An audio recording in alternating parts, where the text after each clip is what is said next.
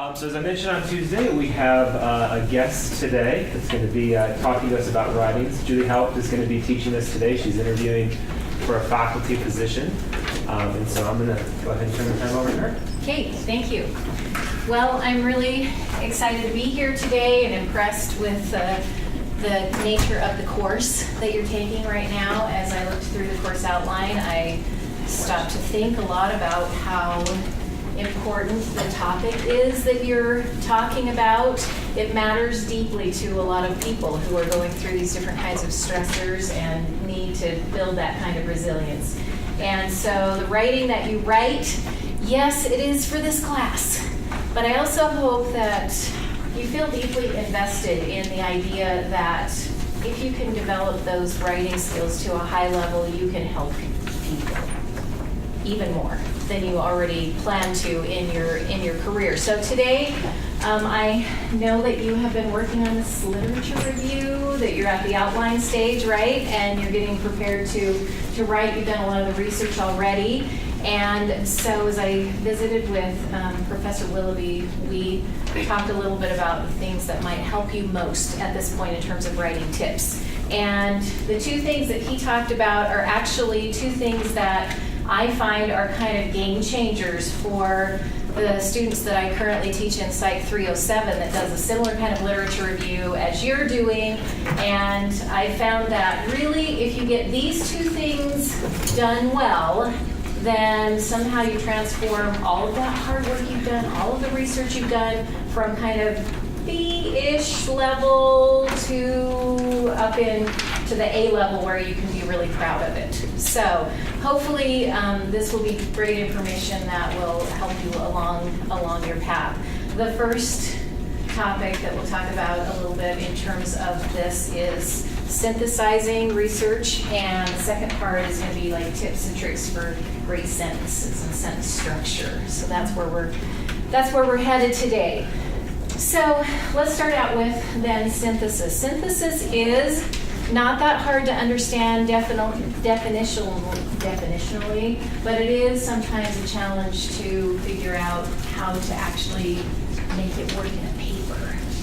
You know it when you see it. It's really good writing. It feels like the author's done a tremendous amount of background thinking. You read through, it's smooth, it's interesting, it's tight. You feel like you get a lot of information in a short period of time. But in order to actually produce that kind of writing, it's hard work. And it takes a few skills, tricks and skills to be able to accomplish that. So since I want you to have a really good sense of this definitionally, then what I would like to do is give you sort of three examples, and hopefully within these three examples something will trigger for you and you'll go, yeah, I've got this makes total sense to me. So first example, how many of you have either sung or played in an ensemble of some sort? Orchestra, band, choir, etc. Okay, most of you. How many of you have ever done a solo part in that ensemble? How long does your solo part usually last? Give us 45 seconds? 45 seconds. Okay, and how long did the piece last? Like 3 minutes. Okay, all right. So and were you the only instrument or voice playing or singing? For the 45 seconds, yeah. For the 45 seconds, yeah. Okay, all right. And so my question to you is, let's say that we're taking an orchestra. Why would we not just say every one of these is like a virtuoso player? Why not just give this flute a chance, and then this violin a chance, and then that, tuba a chance, or whatever you might have in your ensemble? Why not just give everybody one chance, one at a time? Why not? It just wouldn't sound good. It just wouldn't sound good? You need the harmony and everything. Like, you need to break it up, otherwise it's a really boring piece. Okay, because there's some complexity that you miss, and it could be boring. Yes? It would take too long. Okay, exactly. It would take too long. And meanwhile, if you were only there to hear one particular, you're there in the audience to hear the violins or something, then you're kind of bored during the other pieces of it. So we love ensemble work because even though occasionally people get solos that are really nice, like bits of accent and emphasis, they're not the whole thing. They're not the whole entire piece. They are, these instruments we could say are synthesized. Now, let's talk a little bit about the conductor of your ensemble, or the leader of your ensemble.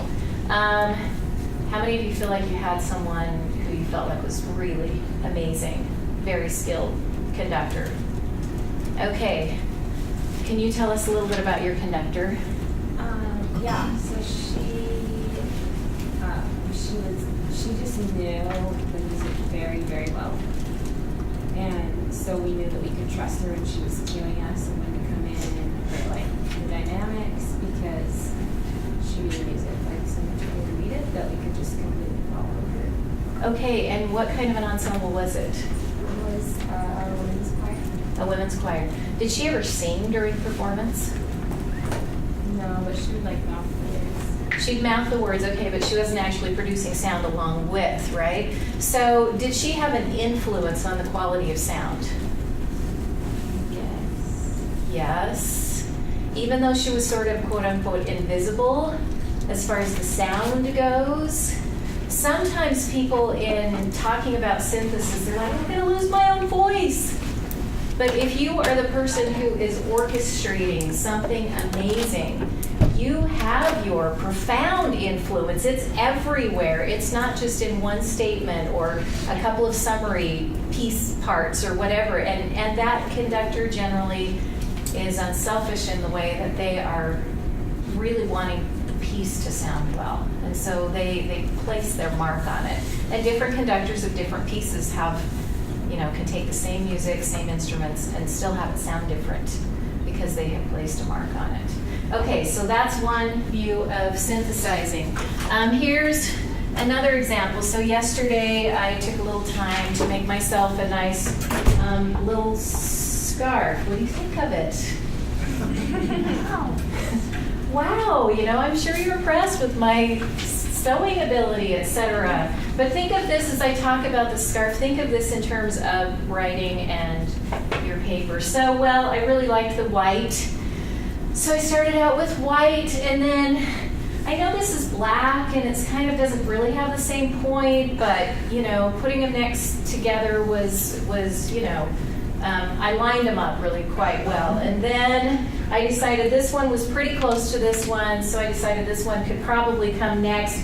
It kind of had some dangling edges to it. I wasn't sure it matched exactly into this topic, but it's okay if you need to. You can kind of fold it back and maybe people won't notice. And this one, also I didn't line up super well, but at least this one is a little bit square. This one I'm the most proud of right here because it is nicely lined up, but that's my thesis area, so to speak, that I really worked hard on to make sure that everything was lined up. And then, I had a couple of extra sources at the end. I had to throw them in because my bibliography had to be a certain length.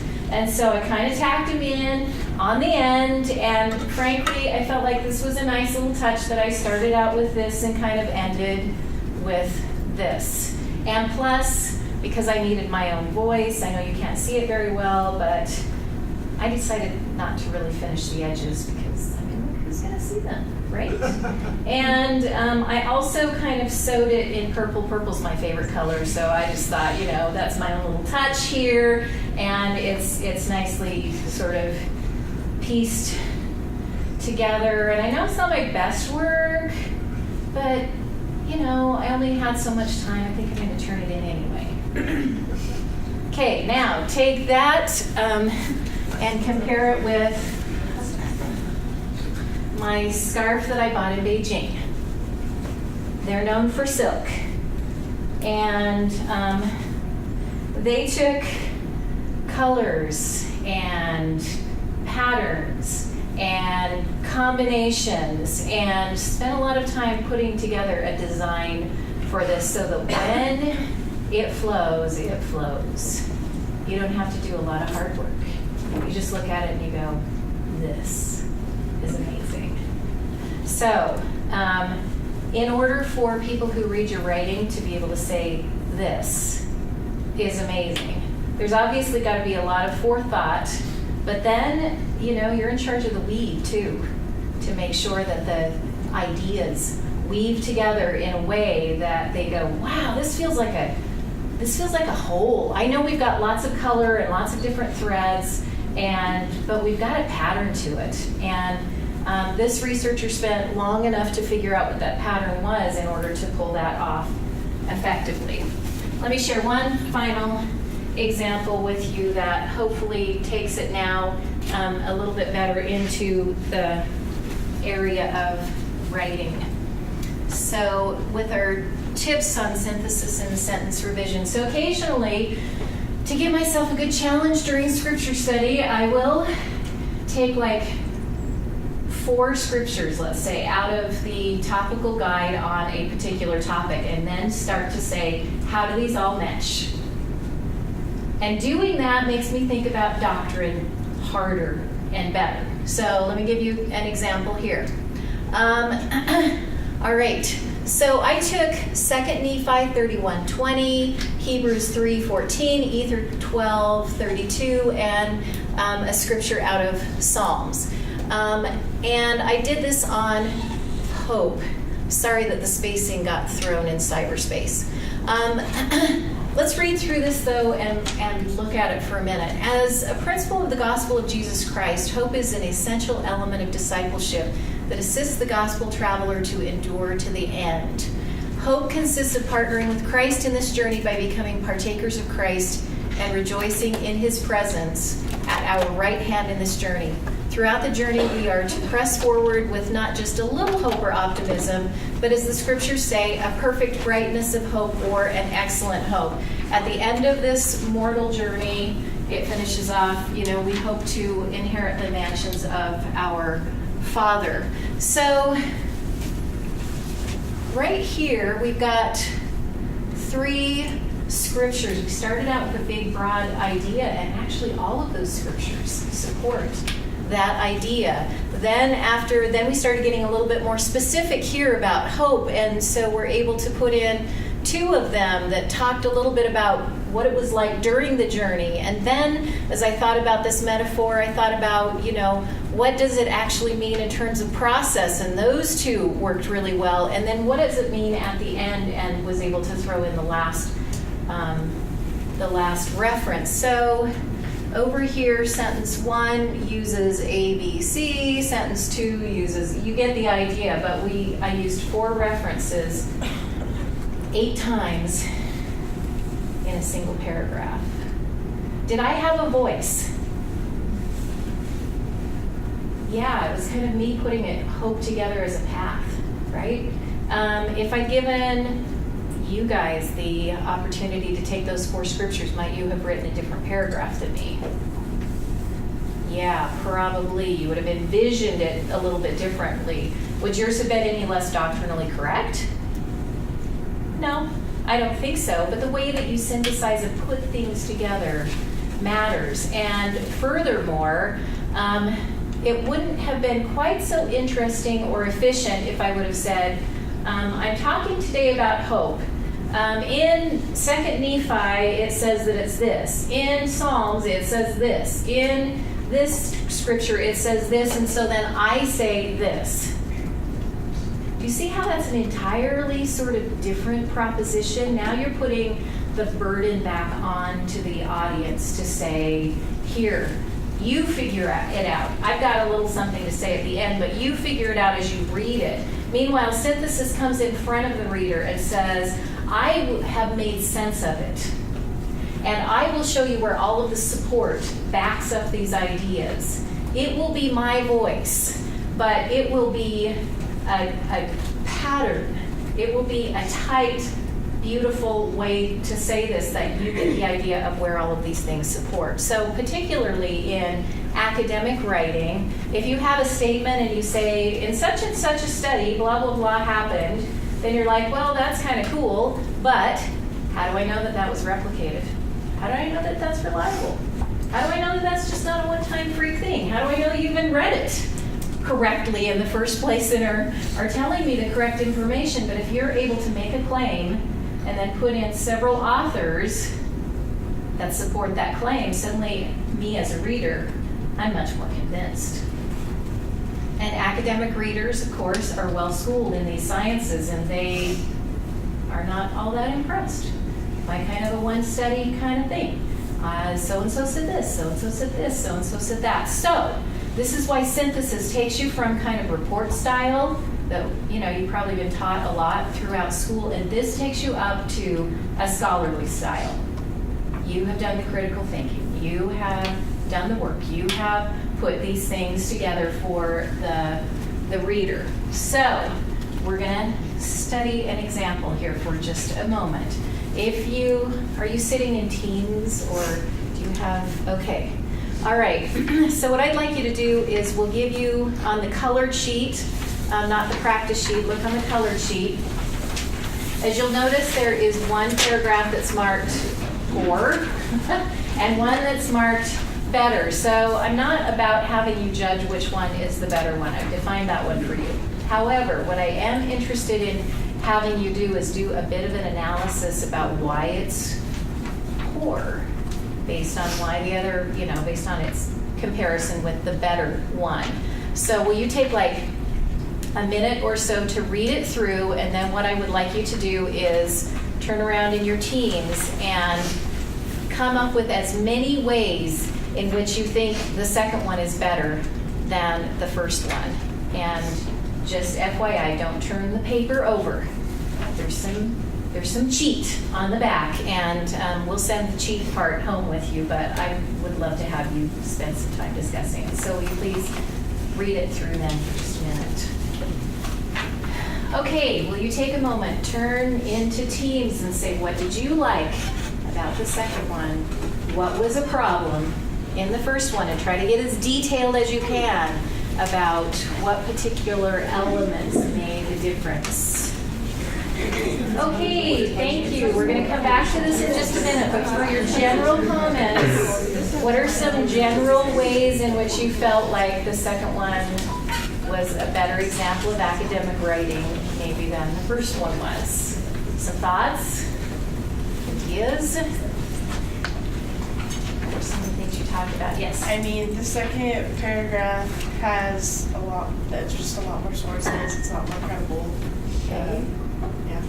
So a lot more sources. They were kind of doing the onesies, twosies kind of thing in the first paragraph, right? And so you come across going, there's some credible support underneath these ideas. You're absolutely right. Okay, what other observations did you have? Yes? At least I felt that reading the second paragraph, I felt like I had already read some of the research, but I didn't, I got a good feel for all of the sources that he kind of cited, that I was like, oh, they gave a good explanation of the overall general topics and how those are applicable to us. Right, exactly, because we didn't do a play-by-play on authorship. This is what so-and-so did. Once in a while, is it okay to have a solo voice? Well, sometimes you have a seminal author who just has set the course of the field. They are the top researchers right now. What they have to say is super important, and people who are reading that research who already know about this topic, they recognize that then you understand who is at the top. But if you've got a little niche-y kind of study that wasn't published in a great journal and whatever, and you're doing, in the words of so-and-so, people are going, do they know this field very well? Why put those names in front of us and take us space reading those names if we're not really sure that this is that credible? Okay, other comments in general about differences? Yes? The second paragraph was more specific.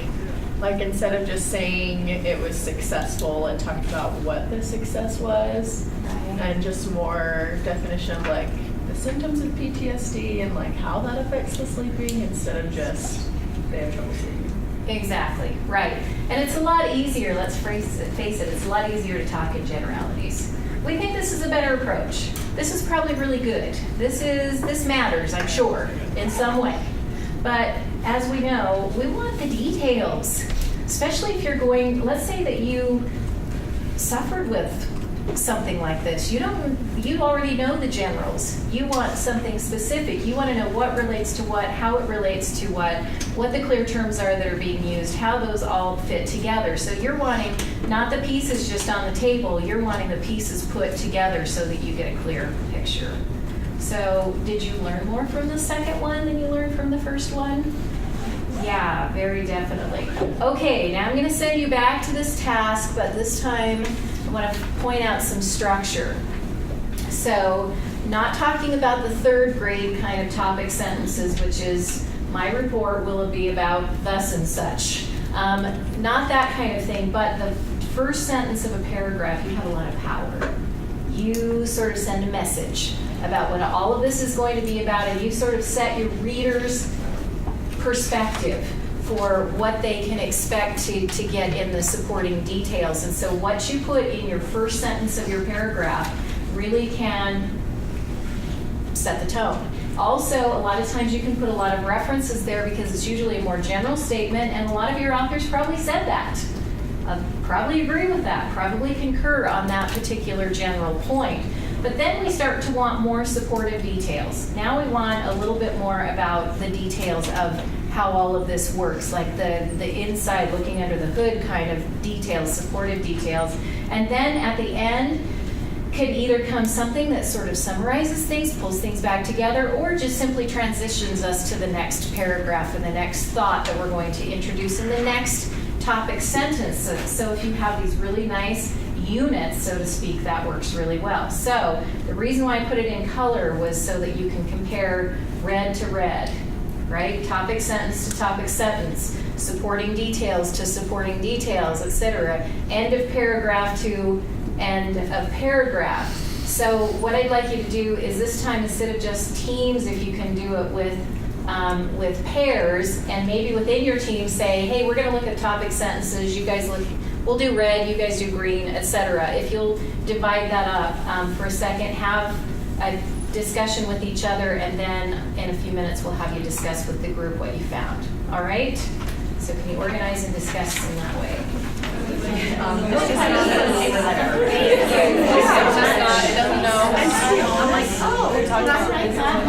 So let me make a general comment then, and that is, I heard lots of good discussion going on here, so I know you've got the point of all of this, but on the back, which you can now turn over to kind of your cheat sheet, when I looked at it, these were the things that I felt happened well or poorly, not only just in terms of organization and in terms of synthesizing like we've been talking about today, but APA problems or writing problems, etc. So I encourage you not to necessarily read this right now, but take it home, and if you'd like to, I think it's helpful to kind of become more of like very aware of how people do things. So when you read your research that you're reading, I would say not only read it for the information, but also read it to see how they do things.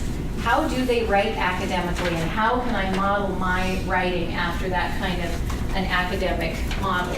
All right, one of the basic things too that is required, I think, to do really good synthesis is to start out with really great research notes. You can get to the end of having read lots of different articles and go, well, I know a little bit about all of this stuff. But then when you go to write it, you're like, what? Like, who wrote which part, and which ideas did they have in common, and how does this really connect, etc. So I would say in your research notes, you might want to take, after you read this study, let's say, you might want to then paraphrase it in your own words. Just a quick question, why not just cut and paste into your notes or just highlight sections? Yeah. You have better understanding when you can reword it. Okay, exactly. Any other thoughts? Yes? There's less chance that you'll accidentally plagiarize. Exactly. You kind of put a fence between you and plagiarism. Because if you have to, at the time when you've read everything that comes before that idea and things that come after that idea, a lot of times you're putting together ideas from several different sentences or from a whole section. And if you can put it in your own words, and I would suggest to avoid plagiarism, don't have your file open. while you're putting it in your own words. Because a lot of times you transfer in phrasing and structure and other kinds of things into that keeps it, even though you've switched words around, still keeps it in that unintentional plagiarized kind of vicinity. So in the meantime, if you can, and sorry about our visitor that keeps going in front of the screen. I'm sorry if any of you are afraid of this wasp that we have here. Meanwhile, if you paraphrase in your own words, and I've put in green some maybe constructs or connections or terms, etc., that then I could look for those kinds of things in other sources. And if I start to connect with the fact that reduction of stress, where else is there reduction of stress in my notes, in my research notes? You can even use your search and find, right, to try to find some of the same terms throughout your research notes, so then you can more easily put them together to support the idea that exercise plays a role in the reduction of stress.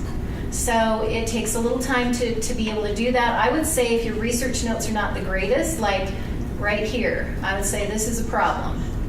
A physically active life, then people are more likely to be happy. But what does that mean in research terms? Are we talking about quality of life? Are we talking about satisfaction with personal goals? Are we talking about, what are we talking about with happy? So the more general your notes are, the less you will have to bring. Does that make sense? To a synthesized paragraph. But if you can focus on taking really good notes, I say try to only read, maybe this is heretical, try to only read the article once. It's 28 pages or something like that. Try to read it once, but take such good research notes that you're not spending so much time flipping back between things, going, now where was that? And I don't remember, and I can't find that thing now, and I think that article said something about this, but I'm not sure. Don't spend any time in that disorganized state. Organize at the beginning. Make the investment early so that then you can synthesize much better. All right, that has been a very fast, speedy kind of look at synthesizing, but what questions do you have about this process that I can help answer at this point before we change tracks? Anything? Yes? I have a question about just, when you're citing multiple authors and you've made a statement, do you ever have to worry? I always worry, like, what if what I'm thinking they're meaning, if I'm overstating that? Right. By saying 3 people said the same thing, because obviously they all didn't say the exact same thing. Right. It says something, general. Yeah. Well, and in the first hand, you know that they're hoping you won't say exactly what they said, because then that's plagiarism, right? Right. And so they know that you have to adjust a little bit. And so what I would say, I use the kind of dinner party analogy, which is if after you finished your research paper, all of the researchers gathered at your house for a dinner party, they had read your paper, would they be happy with you? Did you not oversight them? Like cite them often when there was nothing in their research that really addressed that strain of the idea?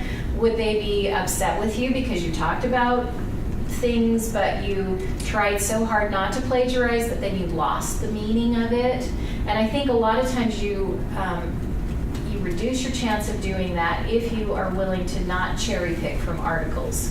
What I mean by cherry picking is you kind of read the abstract, you get the general idea, you got the idea of what it is that you want, and et cetera, and so then you just go through and take those little profound pieces out of it. If you have really read to understand and have really read to understand in ways that you can make these notes, then usually you have put yourself into a place where you are safer about that. And we understand that when you're going to cite a source, that means that not only have they maybe basically said that, but also they support that idea. Obviously their research supports that same kind of thing. They studied reduction in stress, for example. And then it's in the supporting areas where you want to make sure that as you get into those nitty-gritty details, that then you make sure that the nitty-gritty details do match what they have to do. And you can put citations mid-sentence too. They don't always have to go to the end of the line or the end of the paragraph.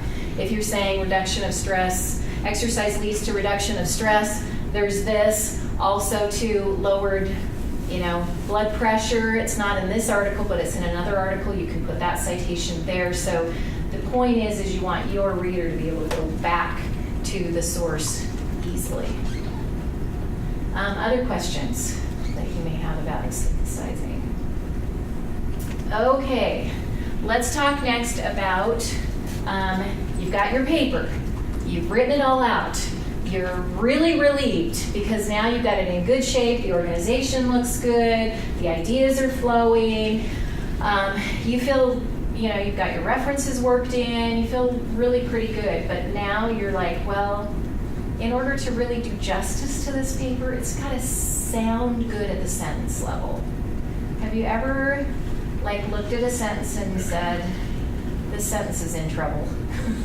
It just doesn't sound that great. It doesn't, if I try to read it aloud, I just find myself hitching on that particular sentence. It doesn't sound smooth. I'm not getting the right meaning out of this. And I have to say at this point too that a lot of times up to this point in your teaching career or in your career as students, that a lot of times you have been rewarded for length, right? And so as opposed to being rewarded for being concise, but as you can imagine, out in the professional world, do they care about length? No. They care about whether you can put things into tight packages and whether you can do it well and clearly. And so at some point in time too, you realize that you've just got way too many words in there. It's just not working because way too many words. There's a better way to step back from that sentence, say, what am I really trying to get at here? And then step back into it with clearer terms and with more precise structure that's easier for readers to understand. You don't want anybody having to read any of your sentences twice. So, a couple of tricks about what to do now that we're in the revision time and we're looking for how to repair different kinds of sentences. So, which of these two sentences do you prefer? It was found by many researchers studying children that those that had a system of support generally did better in their schooling experiences and their teachers noticed that they were nicer to their friends. Or, children with strong support systems were more likely to show academic gains and exhibit altruistic behaviors. What do you like? Number two? Why do you like number two? No fluff. Okay, good. So it's much more concise, to the point. Yes? A big chunk of it was summed up in one word. Okay. Yeah, it took a long time to get around to it, right? And one of the underlying things, too, that is related here is that sentence number 2 is in active voice and sentence number 1 is in passive voice. APA prefers active voice. There are a few exceptions, like in a methodology section, etc., where passive voice is acceptable, but in general, and certainly for your review, you want to stay in active voice. Have all of you remembered what active voice is? If not, I brought a video for you. So let me move to that for just a second. So I also teach in the business school where we have made up a bunch of really short, grammar videos that are about 2 minutes long, and you can find these on YouTube. I'm going to show you the one on active verbs. The examples are kind of business oriented, but I think that it gives you the idea very well about this. So I hope that this quick explanation helps.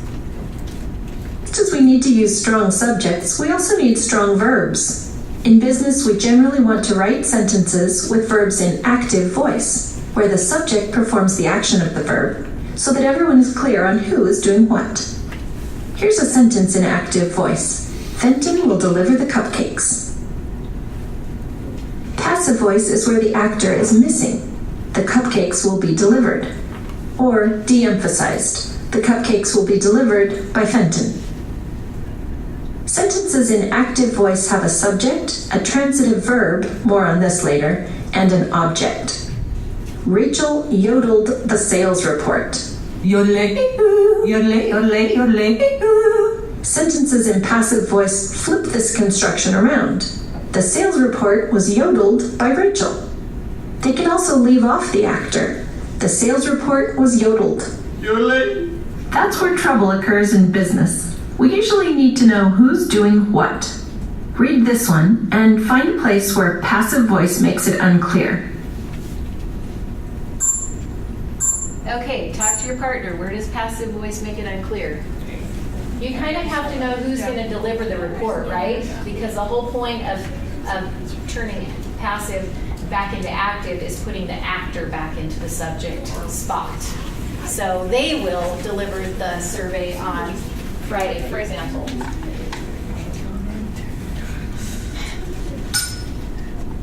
Can you see the problem?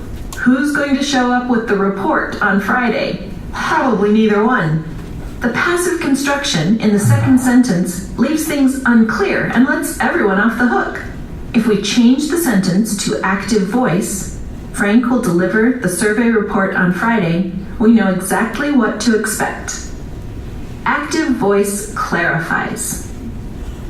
Is it ever okay to use passive voice? Sure. Occasionally, it's a great idea. For more on that concept, watch the passive voice video next. Okay, so let's just mention, when is passive voice okay? When you want to hide the actor.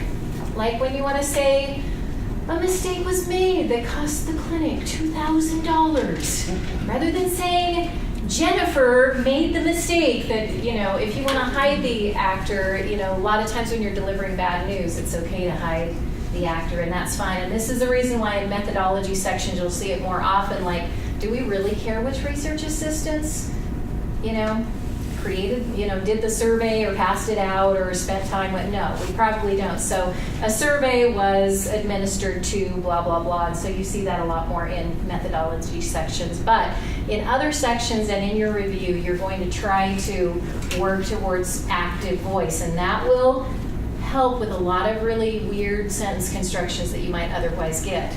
Quick hint here, if you're using Word, what you can do is just like you have a spell checker, I don't know if you knew, there is a grammar checker on Word too. You can set your grammar checker up to the highest levels, and if you mark the box active voice, it will put a squiggly line under your passive voice sentences. Ta-da! Then you've identified it, then you can switch it around and put it back into active voice and say, wait, who is the actor here? And let's get them back into the prime position. Another sentence construction tip that is useful too, this is more of a style guideline, but I think it's a valuable one. And that is, if you start your sentences with things like there is, it is, what are you really saying? You have power in a very vibrant subject and a very descriptive verb. And if you start out saying it is blah, blah, blah, you kind of drained off power early on. Why not start your sentences with a good, strong, solid, powerful subject, a good, solid, descriptive verb that stays close. And if you do that, then your writing also becomes much clearer and less muddied. Of course, we use it is, and there are a lot in speaking most of the time because we're trying to give ourselves a chance to think about what we're going to say next. So it's perfectly acceptable that way, and it's not against the rules to use that. But what I'm saying is you will have a more powerful writing if you don't bleed off the power in the early going. I have, for the last couple of years, given myself the challenge to never write those two words at the beginning of a sentence in my journal.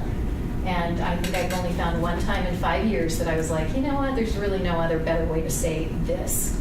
But usually you're using that to indicate existence. And most of the time, we're not talking about existence, that something exists in a literature review. We're trying to give specific information about it and use those clear and specific terms.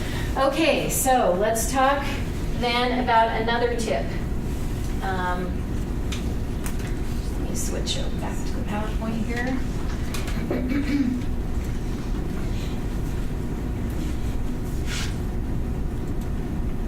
Okay, again, which sentence do you prefer? The biggest gains for adolescents in self-esteem came because of their extracurricular involvement, gathering together with friends for outdoor activities, and to build good relationships with parents through conversations. You cool with that?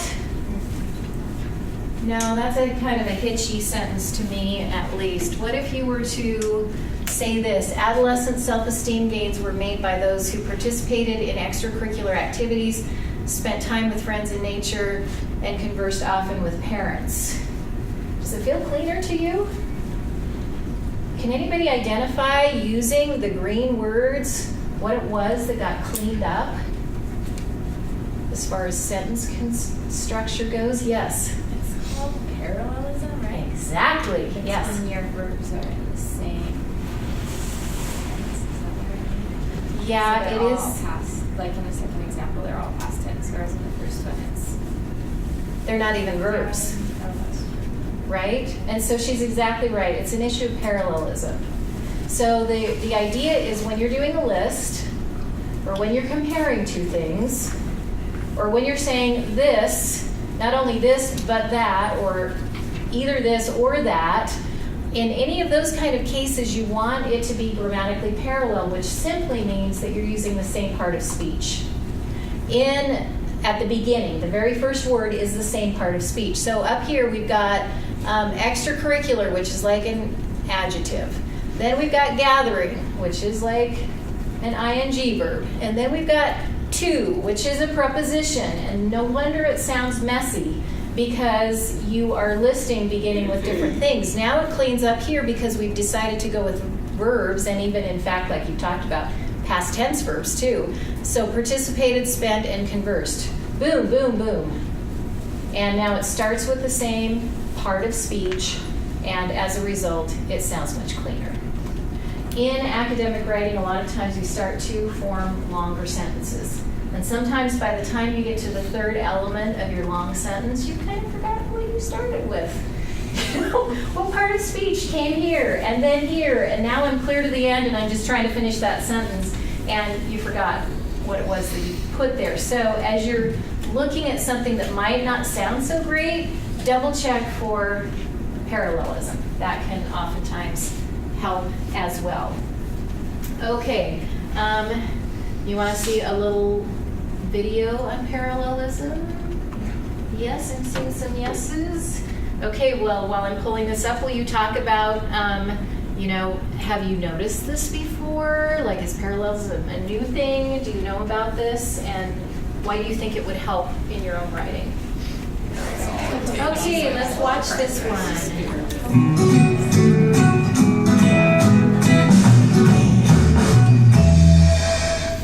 Items in a series should all work equally well with the beginning of the sentence. Mark will contact the clients, assess their needs, and he will send us a report. Let's check to see if these are parallel. Mark will contact the clients. Mark will assess their needs. He will send us a report. If the items in the list don't all sound equally good with the first part, the brain has to work harder. Rewrite this sentence so all the elements of the list are parallel and begin with a strong verb. Mark will contact the clients, assess their needs, and send us a report. When you see commas linking a list of words, phrases, or clauses, you're probably dealing with items in a series. Our employees are bright, hardworking, and they are a little bit quirky. That last item doesn't quite work. Make sure that each of your items fits with the introduction. Our employees are bright, hardworking, and a little bit quirky. Test yourself on this one. I like to bake enormous muffins, attending polka festivals, and Minecraft. Look at the items in the series. Do they all work equally well with the first part of the sentence? That doesn't look right. How can you fix it? Okay, fix it with your partner. Enormous muffins, attend polka festivals, and play Minecraft. Getting parallelism wrong drives some people absolutely crazy. Learn to do it right in case your boss, your significant other, or your pest control salesman is among them. Okay, yeah, we don't want to get anyone upset. with our level of parallelism. So a good hint. A lot of times I find that, when I'm ready to write awkward in a paper, I'm like, well, I could really just put parallelism, because that's what a lot of times trips us up in terms of getting things right and smooth and down just right. Okay, so I think you've got some good ideas then about how all of this can go. Let's take a look at one more area, and then we're going to practice a little bit.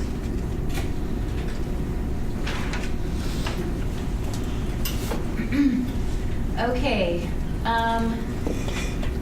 well, let's go back to this one. First of all, why do you think that this one just has too many words in it? Yeah, it takes too long to say what you really want to be able to say. And so what we're also trying to do is like tighten up your word count.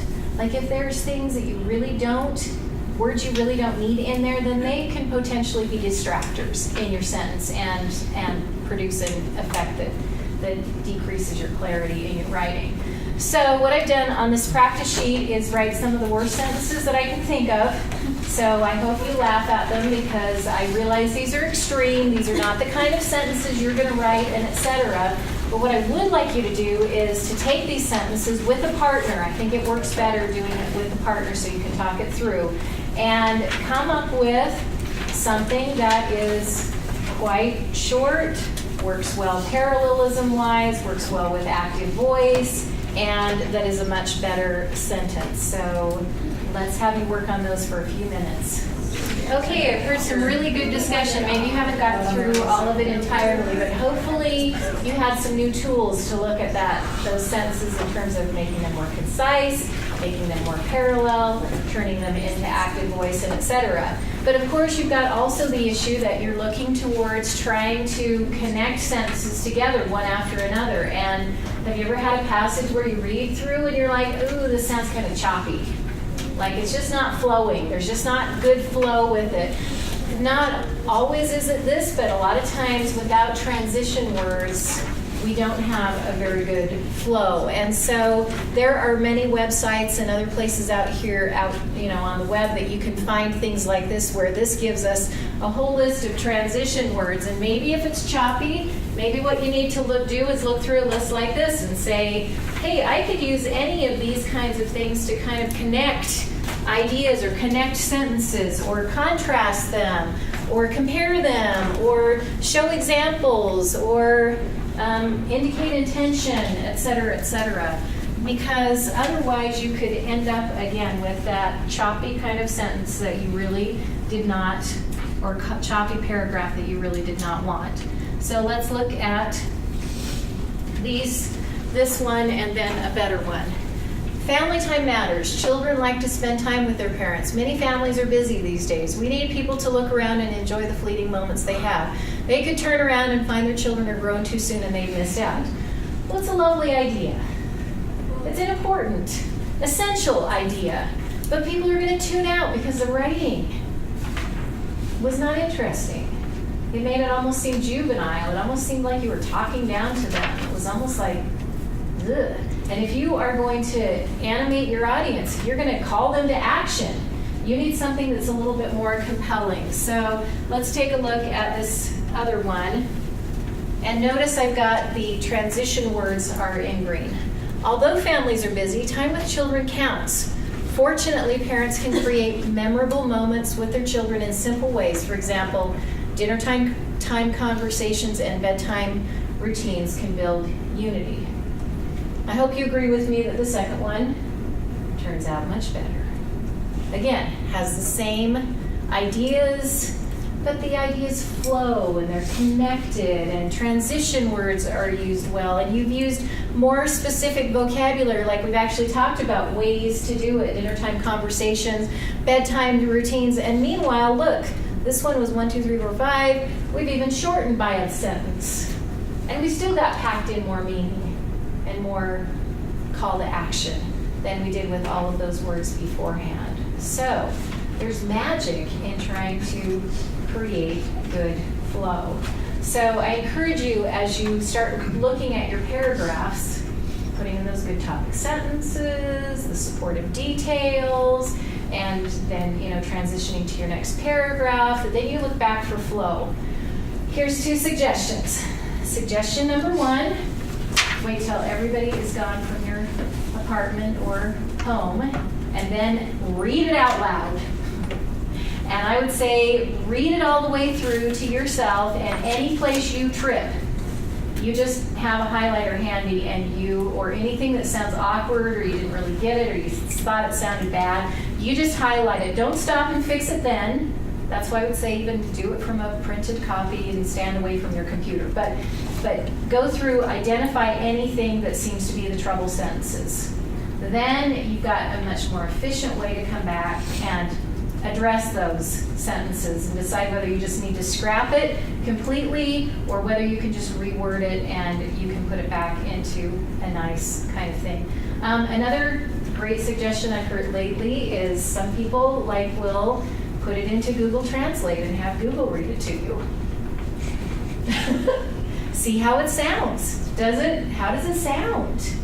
And if it sounds nice and smooth, it flows, and the ideas are flowing, and you're not getting tripped up, you're not having to read anything twice, and you're like, wow, this is sounding good. Again, let me emphasize, if you have spent so much time with this research and so much time with this writing, then I would certainly encourage you that you don't leave it like this, hoping that nobody notices the backside.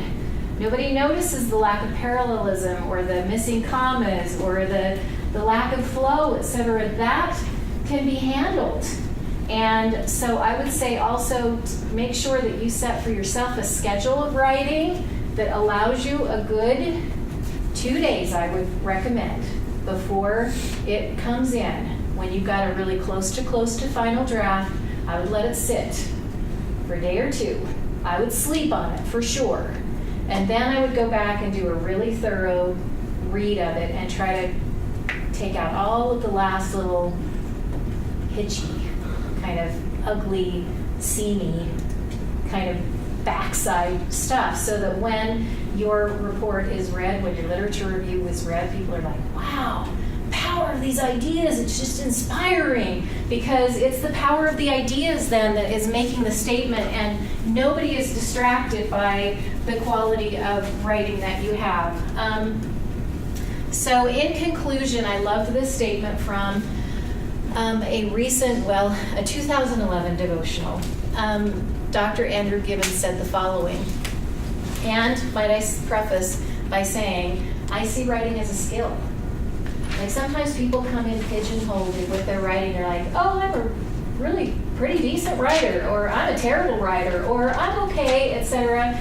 It's not about natural talent. Yes, some people get a boost because they're naturally linguistically gifted, but all of these synthesizing things, these sentence things, they're skills.